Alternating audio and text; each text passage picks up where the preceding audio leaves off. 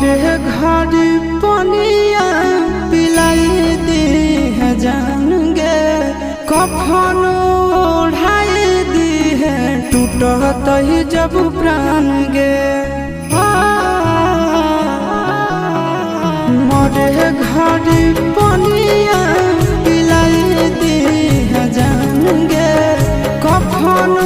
ओढ़ाई दी है टूटत ही जब प्राण गे